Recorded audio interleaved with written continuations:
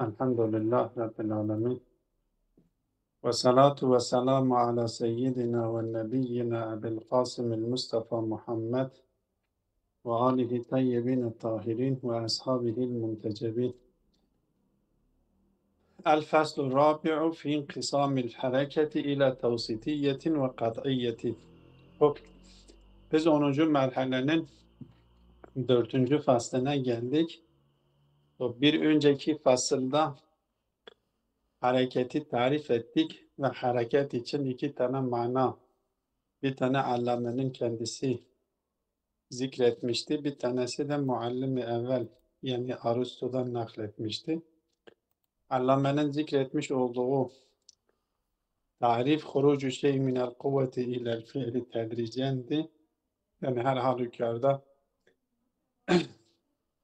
istiadat barındıran, potansiyel barındıran varlıklardaki o potansiyel zaman içerisinde, elbette zaman diyoruz, o hareketin kendisinden de zaman bir anlamda intiza ediliyor.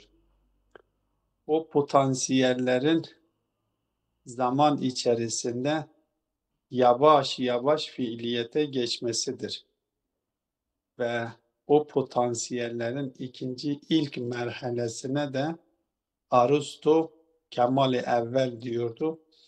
İlk potansiyelin fiiliyete geçmesi birinci kemaldir. Ta kendi son varmak istediği o son noktaya varıncaya kadar ki bu da devam ediyor. O ilk hareket, ilk potansiyelin fiiliyete geçmesi ki kemal-i evvel deniliyor, ona hareket deniliyordu. O 4. fasılda da yine bir anlamda hareketi iki kısma ayırıyor. Bir kısım örfün anlamış olduğu bir harekettir ve bu mebde ile muntaha arasında o cismin yer almasıdır. Yani biz onun için o hareket eden, tedricen fiiliyete geçen o hakikati bir mebde kendisi için tasavvur ediyoruz. Bir de muntaha ileyhi kendisi için tasavvur ediyoruz. Bu ikisi arasındaki yer almış olanına bir kısım hareket deniliyor. Örfen bir şey bir noktadan hareket etmişse son o varmak istediği maksada varıncaya kadar o arada yer almış olanına bir hareket anlamıdır. Bu da sabittir. Bu aynı zamanda basittir. Eczalar sahibi değildir. Basittir. Buna hareketi vasitiye deniliyor. Yani vasatte yer aldığı için ya ya vasıta olduğundan dolayı buna hareketi vasitiye deniliyor. Bir tanesi de bununla pek fazla allame diyor bizim bununla bir işimiz yoktur. Örfen anlamış olduğu bir hareket kısmıdır. Ama bir de hareketi kat'iye vardır. Hareketi vesatiyeye de vesat denilmesi her iki anlamda da geliyor. Mebde ile maad arasında hem vasıta olduğu için hem vasat olduğu için yani mebde ile muntaha arasında olduğu için o vesatte yer almıştır diyoruz. Yahut da vasıta olduğu için yani kendisi bir şekilde o hareketle o hareket mutaharrik kendi o maksadına vardığı için o vasıtadır, o arada yer almış ta kendisi o muntaha ileyhiye varıncaya kadar ki devam ediyor. Dolayısıyla kendisine hareketi tavsitiye deniliyor. Hareketi kat'iye de bu hareket aslında felsefede teveccüh edilmiştir. Asıl bunun üzerinde konuşulan, bahs edilen konu budur. Bu hareket de hareketi o zikrettiğimiz birinci anlamdaki hareketi tavsiyetin tavsitiyenin haletidir. Ancak bunu o mesafedeki olan nispetle değerlendiriliyor. O arasındaki olan mebde'le muntaha arasındaki o mesafedeki o had. Çünkü bilahare bir hudut söz konusudur. Bir fiiliyet gerçekleşiyor. Bir taraftan fiiliyet gerçekleşiyor, bir taraftan da kuvve taşıyor. Fiiliyet gerçekleşiyor, kuvvet taşıyor. Bu hudutlardaki bu mesafeye oranla gerçekleşmiş olan halete deniliyor. Bu ikinci harekete de hareket-i kat'iye deniliyor ve hareket-i kat'iye denilmesinin nedeni de o mesafeyi kat ettiğinden dolayı, o mesafeyi aştığından dolayı, mesafedeki hadleri açıp geçtiğinden dolayı hareket-i kat'iye deniliyor. Ve bu her iki hareketin de dışarıda var olduğunu söylüyor, zihinsel değildir. Bu her iki anlamdaki hareketin dışarıda varlığı bir tane var. Yani iki şekilde var değildir. İkisinin dışarıdaki varlığı bir hakikatle kendisini gösteriyor. Aynen kuvve ile imkan gibi, madde ile imkan gibi. Daha önce madde ile imkan dışarıda vardır. O heyulan niteliğindeki olan maddenin dışarıda olmasıyla o imkanın da o hadise zamanının imkanı da onunla birlikte olması, her ikisinin vücudu bir hakikatledir. Her ikisine ait bir vücut söz konusu değildir. Çünkü birisi o mesafedir ve bir tanesi de o mesafeye ait olan halettir. Dolayısıyla her ikisinin de dışarıda var olduğunu söylüyor ve sonuç itibarıyla aldığı netice budur. Bu hareket gayri kardır. Yani bir eczaları bir arada toplanılmıyor. Kendisi gayri kardır. Bir önceki merhale gidiyor, bir sonraki merhaleye geçiyor. Bu şekilde devam ediyor ta o muntaha ilahiye kadar gidinceye kadar. Bir de bu ikisinden zihnimizde tasavvur ettiğimiz, zihnimizde şekillenmiş olan bir hareket söz konusudur. Bu zihnimizde şekillenmiş olan hareket baştan mebde'den muntaha ilahiye kadar hepsini zihnimizde bir arada tasavvur edebiliyoruz. Burada da zihinde olduğu için kendisi sabit ve kendisinin eczalarının bir arada toplandığını da söyleyebiliyoruz. Elbette bu vehmidir. Vehmi harekettir. Zihinde tasavvur edilmiş olan harekettir. Bu şekilde bunu açıklıyor. Hop. Bunu tatbik edelim bakalım, eğer değinmediğimiz noktalar olursa tatbikte metin üzerinden açıklamaya çalışırız. El-Faslu Rabi'u fi inqisamil hareketi ile tevsitiyetin ve kat'iyetin. Ahaduhuma kavnul cismi beynel mebde'i vel muntaha. Siz bir cismi düşünüyorsunuz, tasavvur ediyorsunuz. Mebde ile muntaha arasında yer almıştır. Bihaythu kullu haddin furida fil vasati ve huve leyse kablehu ve la ba'dahu fihi. Yani siz o haddi kendisi için o nedir ismi? O cisim için bir had, bir sınır belirliyorsunuz. Bihaysu kullu haddin furide fil vasat. Bir vasatta o mebde ile muntaha arasında bir had farz ediliyor. Fehuve leyse kablehu, ki o farz edilmiş olandan önce değildir. Ve la ba'dahu fihi. Yani ne ondan öncedir ne ondan sonradır. Seydam, Bəli. Elazığ Diyarbakır'ı misal alırsak, ben Diyarbakır'dan Evet. Elazığ'a geliyorum. Seyda bu misal üzerinde açıklasa olur mu? Evet. Evet. Şimdi diyelim ki şimdi ben buradan Elazığ'dan çıktım. Diyarbakır'a geliyorum. Şimdi Elazığ'dan çıktığım zaman bu Elazığ'dan Diyarbakır'a kadar her noktayı farz edersek. Mesela ben buradan geldim. Geldim Sivrice'ye, o Gölcük Gölü'ne geldim. O Gölcük Gölü'nü bir had olarak farz edersek. Ben o cisim geldi oraya geldiği zaman o zaman ondan öncekinde değilim. Ondan sonrakinde de değilim. Bulunduğum yerdeyim. Yani bir önceki bırakmışım, bir önceki yeri bırakmışım, bir sonrakine geçmişim de ve bulunduğum yerdeyim, ondan sonraki yerde de değilim. Mesela diyelim ki o Gölcük Gölü'nün orasındayım. Ama Elazığ'dan Gölcük'üne göre ben yokum ki.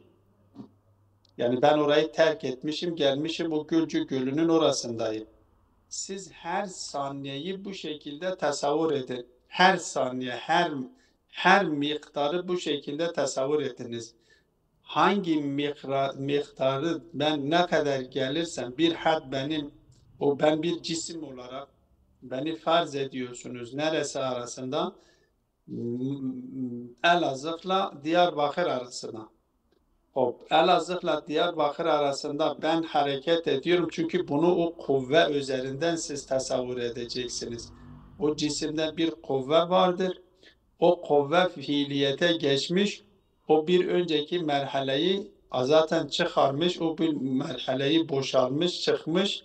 Yeni sonraki merhaleye de geçmemiş. Bulunmuş olduğu bir merhalededir. Onun için diyor ki bu halet yani önceki halet ki kendisi orada değildir. Sonraki halete de geçmemiştir. Kendisi için farz edilmiş olan o vesettedir, o halettedir. O kendisi için farz edilmiş olan haddedir. O bu şekilde olduğu zaman bu halet basit oluyor ve sabittir ve kısımlandırılmıyor da. Sürekli sabittir. Bu halet, o farz edilmiş olan haddi dikkate alıyoruz. O haddin kendisi sürekli sabittir ve ta o varlık, o cisim kendi o muntaha ilahiye varmayıncaya kadar bu halet ikisinin arasında vesattir ve sabittir ve kendisi İnkisamı da kabul etmiyor. Onun için devamında getiriyor diyor ki ve huve haletun basitetun tabitetun len kısame fiha. Bir halettir ki bu halet basittir. Aynı zamanda sabittir ve inkisam da kendisi için söz konusu değildir. Bizim buradaki örfün anladığı bu mesafe bu arada örfün anladığı gibidir. Örf de zaten bu şekilde anlıyor. Ben buradan farz edelim evimden çıktım, evde değilim. Çıkmış olduğum yer neresiyse oradayım ve o geçmediğim yere de geçmemişim. Ve bu halet sürekli benim için sabittir. Ne hangi hadde farz ederseniz ben zaten vardığım o haddeyim. Ondan öncekinde de değilim, ondan sonrakinde de değilim. Dolayısıyla diyor ki bu halet sürekli sabittir. Top. Seyda, la inkisame yani nasıl sen yoldan geliyorsun, Gülcü'ye geldin. Yani bu mesafe nasıl inkisam edilmiyor? Bu inkisam Mesafenin kendisi o satihtir. Satihle karıştırmayın. Benim o hareket ettiğimi siz göz önünde bulundurun. Siz arıyorsunuz, yeri kısımlandırıyorsunuz. Benim o yolumu kısımlandırıyorsunuz. Siz ben yer üzerinden geliyorum. O yolu siz kısımlandırıyorsunuz. Yol satihtir. O yol kısımlandırılabiliyor. Biz yolu şey yapmıyoruz. Biz o şeyin kendisine diyoruz. O hareketin kendisine diyoruz. Hareketin kendisi, yolun kendisi hareket ediyor mu? Tamam. Tamam Seyyidem. Tamam mı? Yolun kendisi hareket etmiyor ki. Ben hareket ediyorum. Ben bir cisim olarak odur hareket ediyorum.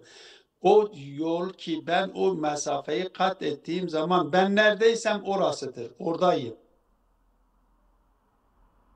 Öncekinde değilim. Varmadığım yerde de değilim. Değil mi? Dolayısıyla o farz edilmiş olan had sabittir diyor. Haletün besitetün bir basittir. Yani tezyiye edilecek de değildir. Eczalardan oluşmuş bir şey de değildir. Ve sabittir. Len kısame fiha onu taksim de edilmiyor. Ve tüsemmel hareketu tavsitiye buna hareketi tavsitiye deniliyor. Ve hareket-i tavsitiye denilmesinin nedeni de söylediğim iki nedenden de olabilir. Vasat olduğundan dolayı yani mebde ile muntaha ileyhi arasında olduğu için vasat diyoruz. Ve bu hareketle ben bir mesafeyi kat ettiğim için vasıtiye de deniliyor. Yani vasıtadır ben onunla o hareket vasıtasıyla ben odur mesafeyi kat ediyorum. O mebde'le maad, mebde'le muntaha arasındaki mesafeyi ben onunla kat ettiğim için vasıtiye diyorlar. Kendisine hareketi tavsitiye deniliyor. Hop. Bu bir kısım hareket. Ve thanihima el haletul mezkuretu. Bu sefer burada o haletin zikir edilmiş olan haletin kendisidir. Ancak hangi cihetle biz o haleti yani o kuvvenin fiiliyete geçmesi yahut da o bir yeri bırakıp da önceki merhaleyi bırakıp bir sonraki merhaleye geçmesidir. Bunu hangi haletle bu haleti mezkur, hangi cihetle haleti mezkurdur diyor. Diyor min haythu laha nisbetun ila hududil mesafe. Şimdi biz bu mebde ile maad arasında biz kaç tane had ettik. Elbette hadleri farz edelim. Biz şimdi o nutfe üzerinden bunu açıklayayım. Şayet bu Elazığ'la Diyarbakır mesafesi arasındaki mesafeyi kat etmekten daha kolay anlaşılıyor. Mesela diyelim ki otta bir potansiyel vardır. Bu ot nutfeye dönüşüyor ve nutfe de alakaya dönüşüyor.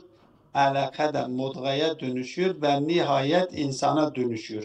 Tabi insana dönüştükten sonra yine de durmuyor. Yani yine de hareket ediyor. Biz oraya şimdi girmiyoruz. Şimdi buradaki bir hareket söz konusudur. Biz her birisi için bir had zikrettik. Mesela had ot merhalesindeki had, nutfe merhalesindeki had, alaka merhalesindeki had. Mesela biz 3 tane had burada zikretmiş olduk.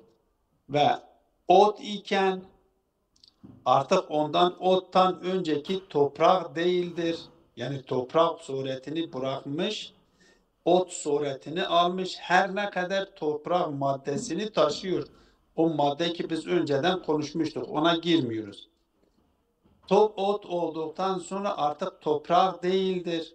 Bak o toprak merhalesinden çıktı, yani orada değil. Ot merhalesine girmiş ama nutfe merhalesine girmemiştir. Öyleyse o ot merhalesidir. Ot merhalesini bırakıp merhalesine giriyor, nutfe merhalesine giriyor. Öyleyse ot merhalesini yani ot suretini bırakıyor. Ot suretini kendisinde yapmıyor. Her ne kadar maddesi vardır ise de ama suret değişti, nutfe suretine girdi.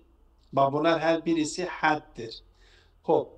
Diyor ki ne kadar had min haysu laha nisbetun, bu halet, diyor ki sani budur, haletun mezkur, el haletul mezkuretu, o mezkur olan halettir ama min haysu laha nisbetun ila hududil mesafe, o mesafe için zikredilmiş olan hadlere oranla biz hepsini aldığımız zaman mesela ota oranla, nutfeye oranla, alakaya oranla, ta insana oranla, insan oluncaya kadar orada kendisi için zikredilmiş olan o hadlere oranla olan halettir. Bu halet tezziye edilebiliniyor ki kendisi şey yapıyor. Min haddin terekaha, o hudutları kendisi söylüyor. Min haddin terekaha, bir had vardı. O had neydi? Topraktı. Onu terk etti. Ve min haddin lem yeblugha, bir had de vardır, ona varmamıştır. Nedir? Yani toprağdan çıkmış, ota girmiş ama nutfeye girmemiştir. Bu sefer nutfeye giriyor, ottan çıkıyor, nutfeye giriyor, nutfe daha alakaya girmemiştir. Bu haleti, yani bu hadlere oranla bu haleti değerlendiriyoruz. Ey ila kuvvetin tebeddelet fi'len ve ila kuvvetin bakiyetin ala haliha ba'du, yani henüz daha bir kuvvete kendisi taşıyor. Bir kuvvetten ila kuvvetin tebeddelet fiilen, bir kuvvettir ki fiile tebdil olmuş, toprak idi. Ot mesela ot bitki şeyini taşıyordu, bitki imkanını taşıyordu, bitkiye dönüştü, fiil oldu. Ve ila kuvvetin bakiyetin, o bitkiden nutfeye nedir? Nutfeye dönenip o nutfenin şeyi de bakidir. El haliha, kendi hali üzerinde, ba'du henüz o kuvveyi tanıyor, yani nutfe kuvvesini taşıyor. Yuridu el mutaharriku en yubeddileha fiilen, o kuvveyi ki halen taşıyor ki nutfe kuvvesidir. Bitki olmuş ama nutfe şeyini taşıyor, nutfe kuvvesini taşıyor. O yuridul mutaharrik ne yapıyor? En yubeddileha fiilen, o nutfe kuvvesini fiile dönüştürmesini istiyor. Ve lazimuhu el inkisamu ilel ezzai. Bunun lazimesi nedir? Biz bunu eczalara ne yapabiliriz? Eczalara kısımlandırabiliyoruz. Çünkü biz o hadlerini dikkate alarak, şimdi şöyle düşünün, o yol üzerinden düşünelim. Yol için biz hadler belirtmiştik. O yola oranla onu kısımlandırabiliyoruz. Yani kendisi için farz edilmiş olan o hadlere oranla onu kısımlandırabiliyoruz. Önceden o bitki topraktı, bitki oldu, bitkiden nutfe oldu, nutfeden alaka oldu. Bu hadlere oranla biz onu kısımlandırabiliyoruz. Ve lazimuhu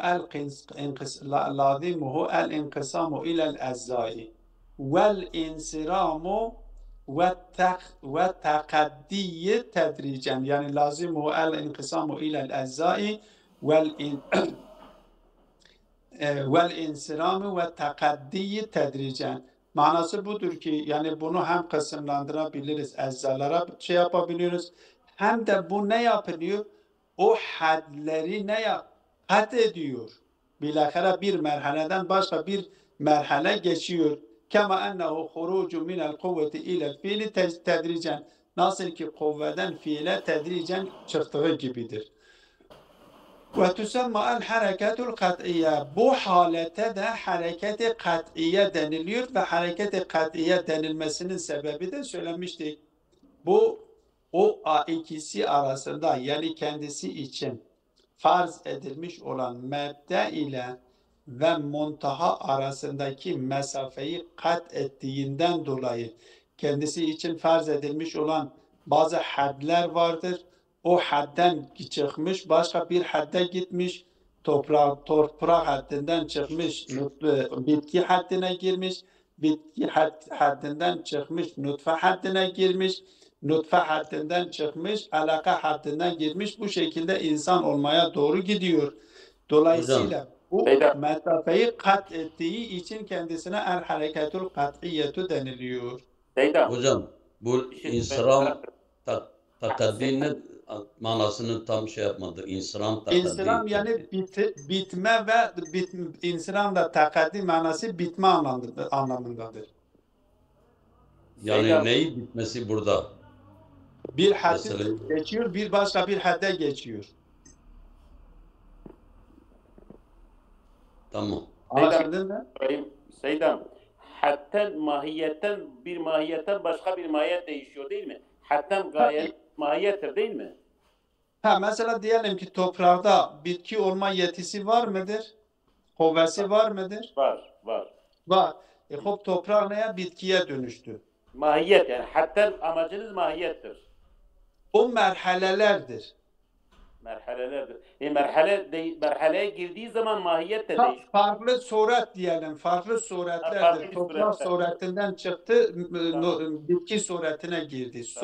Bitki suretinden çıkıyor, nutfe suretine giriyor. Tamam Seydam, tamam. Hop. Buna da tüsemme el hareketul kat'iyye, buna hareket-i kat'iyye denilir. Hareket-i kat'iyye denilmesinin sebebini de söylemiştik. Hop. Vel ma'neyani cemi'an, bu her iki mana burada zikredilmiş olan o birinci manayla ikinci mana mevcudan fil harici. Yani bu zihinsel değildir. Sadece teoride, zihinde bizim tasavvur ettiğimiz bir halet değildir. O dışarıdaki cismin varlığıyla beraber bu vardır. Cisimdeki toprağı, aynen toprağı kendisinde o nedir? Mesela bir mebde kendisi için zikretmişiz. İnsana doğru gidiyoruz. Farz edelim biz toprağı dikkate alıyoruz. O topraktan hareket ediyor. Kendisi insana doğru gidiyor. O mesafe ikisinin arasındaki o mesafe her birisi için birinci manada o haddi zikrediyoruz. O basittir. Ama bu haddin biz bir şey vardır. Bir halet burada meydana geliyor. Yani o hareket eden şey için bir halet meydana geliyor. O meydana gelmiş olan o halet o hadlere had olarak farz etmiş olduğumuz merhalelerin hepsine oranladır. O nispettir. Dolayısıyla o cismin dışarıda var olması hem o hareketi birinci manadaki hareketin varlığını hem ikinci manadaki hareketin varlığını dışarıda kendisini koruyor. Elbette her birisinin varlığı diğerinden ayrı da değildir. Ben bunu açıkladım. Nasıl ki daha önceki fasıllarda demiştim ki hem madde heyula dışarıda vardır hem o hadise zamanının kuvvesi dışarıda vardır. Ama ikisinin vücudu da bir hakikattir. İkisine ait ayrı bir vücut söz konusu değildir.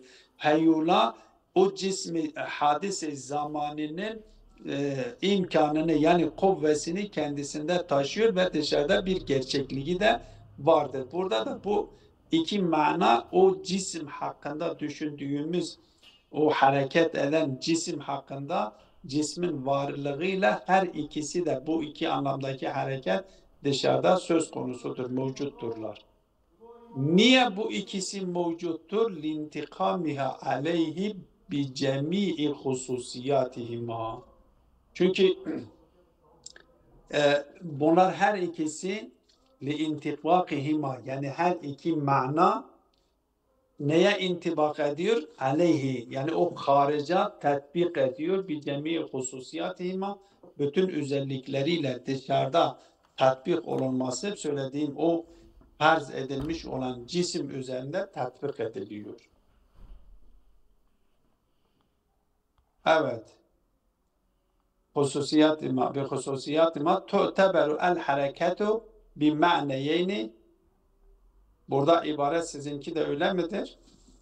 Devamı nedir sizinkinde? Seydam, وأما الصورة التي يأخذها الخيال Ondan önce şey yok mudur ibaret? طول Yok, o وأما kadar الصورة değil. التي يأخذها الخيال oraya geliyor. لِاِنْتِبَاقِهِمَا عَلَيْهِ بِجَمِيعِ خُصُوصِيَاتِهِمَا dan sonra nedir sizin? وأما الصورة التي يأخذها الخيال. Ha, orasıdır değil mi? Aynen. Tamam. Hop. Ve emme suretu leti ya'khuduha'l khiyalu minel hareketi. Tabi bir dışarıda bir hareket söz konusudur. Bu zikrettiğimiz bir Soracaktım burada. dinliyorum. Seydam bir şey kaldı burada. Alo. Dinliyorum. Seydam fasılın başında da dedi tu'teberu, yani dedi zaten burada ihtilaf var. Seyda'ya malumdur. Yani aslında bir şeydir. Yani bir itibarla bu şekilde yani bu ikisi hariçten Seyda temas etti de açıklama getirmedi. Yani bir itibarla bir şeydir, bir itibarla bir şeydir. Yani bu hakikate birdir. Seyda hariçten kendisi zaten sonunda getiriyor. Yani burada zaten zikredilmiş. Biz dedik ki yani her birisine ayrı bir vücut yoktur. İkisinin vücudu bir hakikattir. Ama iki itibarladır. Tamam. Bunu da işaret etmiştim. Evet edecekse tamam. Tamam Seyda. Tamam. Ve emme suretu leti ya'khuduha'l hayalu minel hareketi bi'akhdil haddi ba'del haddi minel hareketi ve cem'iha fihi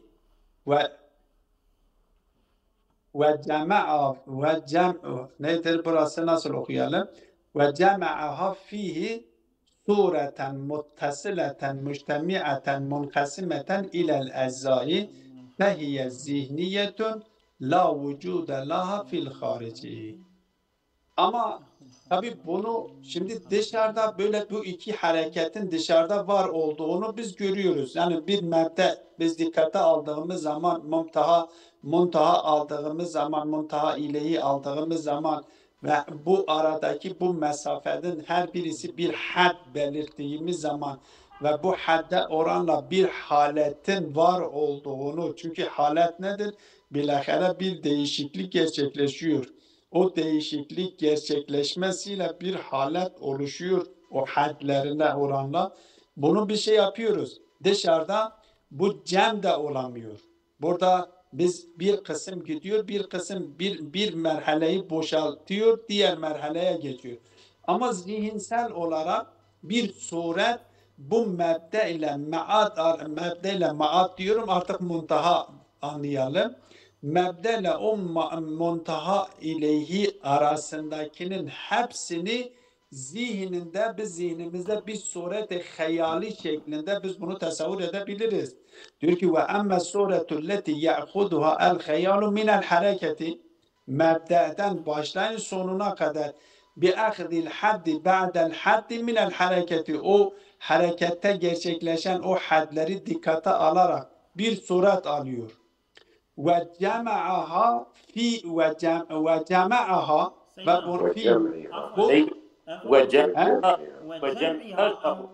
o fiil olarak okuma. Çünkü sen fiil olarak okusan sen bir fiile atfetmen lazım. Evet, biz öyle diyelim. Bi akhzil haddi ba'del haddi minel hareketi ve cem'iha fihi. Ve cem'iha olması lazım. Ve cem'iha fihi sureten muttasıleten mujtemi'aten. Evet. Tamam. Ve cem'iha fihi sureten muttasıleten mujtemi'aten munkasimeten ilel ezzai. Ki zihinde biz bunu ne yapabiliriz? Bu hareket için gerçekleşmiş olan o eczaların hepsini bir arada tasavvur edebiliyoruz. Bir arada tutabiliyoruz. Diyor ki fehiye bu zihniyetun la vücude laha fil harici. Bu sadece zihinseldir. Yani bir anlamda 3 tane mana zikretmiş olduğu hareket için. Bir zihinseldir. Bu zihinsel olarak o dışarıda gerçekleşmiş olanının tamamını zihninde baştan sonuna kadar tasavvur ediyor. Hepsini, o parçaların hepsini bir arada toplayabiliyor. Bu zihinseldir. Bu zihinsel bir harekettir. Zihinde o dışarıda gerçekleşmiş olan hareketin suretini kendi Sen bana zihninde cevap, tasavvur mikrofonunu edebiliyor. kapatabilirsin. Tamam Seydam. لِعَدَمِ جَوَازِ اِجْتِمَاعِ الْاَعْزَاءِ فِي الْحَرَكَةِ. Niye bu dışarıda söz konusudur, söz konusu değildir de sadece zihindedir. Bu zihinsel bir şeyidir. فَوَ زِهْنِيَةٌ لَا وُجُودَ لَهَا فِي الْخَارِجِ. Diyor ki لِعَدَمِ جَوَازِ اِجْتِمَاعِ الْاَعْزَاءِ فِي الْحَرَكَةِ. Asıl harekette dışarıda hareketin eczaların bir arada toplanması imkansızdır. Niye? Eğer toplanmış olsa ve illa kâne sebaten la tegayyüren. Eğer toplanmış olsa aslında sebat olmuş oluyor. Tegayyür diye bir şey söz konusu olmaz. Dolayısıyla dışarıdan zaten biz dikkat edersek o nutfe için zikrettiğimiz o merhaleleri topraktı. Ondan sonra toprağdan bitkiye dönüşüyor. Bitkiden mesela nutfeye dönüşüyor ve bu şekilde gidiyor. Eczaları o toprak eczaların hepsi bir arada cem olunmuyor. Eğer hepsi bir arada cem olmuş olsa diyor artık tegayyür söz konusu değildir. وَقَدْ تَبَيَّنَ بِذَٰلِكَ اَنَّ الْحَرَكَةَ وَنَعْنِ بِهَا الْقَطْعِيَّةَ nahvu vücudin seyyalin munkasimin ilel eczai. Öyleyse biz hareketi katiye, biz buradan bu yapılmış olan açıklamadan şu netice alınıyor ki hareket nahvu vücudin seyyali.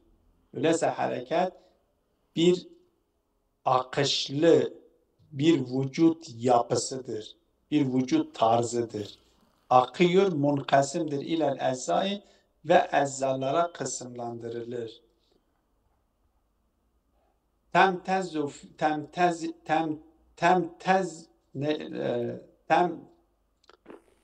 Temtezicu. Dilim dönmüyor. Temtezicu fihi el kuvvetu vel fiilu. Burada nedir? İmtizac edilmiştir. Yani kuvve fiil ve beraberdir. Dikkat edin, kuvve fiilin birbiriyle iç içe olması nedir? Şimdi topraktır. Nutfe oldu, nutfe fiildir ve aynı zamanda nedir? Bitki oldu, bitki fiildir, nutfe de bil kuvvedir. Nutfe oldu, nutfe fiildir, alaka bil kuvvedir. Yani sürekli bu fiil ile kuvve ile iç içedir. Bihaysu yekunu kullu cüz'in mefrudin fihi fiilen lima qablehu minel eczai ve kuvveten lima ba'daha. O kendisinden öncekine oranla mesela bitki toprağa oranla nedir? Fiildir. Ama bitki nutfeye oranla ise kuvvettir. Ve yentehi minel canibeyni ila kuvvetin la fi'le ma'aha ve ila fi'lin la kuvvete ma'ahu. Ve bu şekilde kendisi her iki yönden yentehi yani hem her iki yönden minel canibeyni ila kuvvetin la fi'le ma'aha. Bir kuvvete gidiyor, yani bir taraftan, bir cihetten biz kuvvet diyoruz, fiil onunla beraber değildir. Ve ila fiilin bir cihetten de fiildir, la kuvvete me'alaha. Ama her ikisi, yani iki cihetten bu değerlendiriliyor. Dolayısıyla bu ikisi her zaman bu madde aleminde söz konusudur. Bu son merhaleye varıncaya kadar bu devam ediyor. Elbette son merhaleye varıyor mu, varmıyor mu? Cüz-i la yetecezze var mıdır? Yani öyle bir noktaya varıp da artık tezyiye edilmeyecek dereceye varıyor mu, varılmıyor mu? Onu sonraki fasılda da değiniyor. Sonuç itibariyle hareketi burada üç kısım yapmış oldu. Hareketi tavsitiye, örfün anlamış olduğu gibi vasattir, haddir, sabittir, bir de basittir. Bir tane de onun o hadlere oranla bir halet gerçekleşmiştir. O halet önemlidir. O halet, buna da hareketi kat'iye deniliyor. Bunun tamamından mebde ile muntaha ilehi arasında gerçekleşmiş olan bu hareketinin tamamından bir surete zihniye de oluşuyor. Bu sureti zihniye de şeydir, bütün eczaları cem edilmiştir ve bu da zihin olduğu için zihin bu parçaların hepsini cem edebiliyor. Vücudu harici de söz konusu değildir. Ve sallallahu ala Muhammedin ve alihi tayyibine tahirin.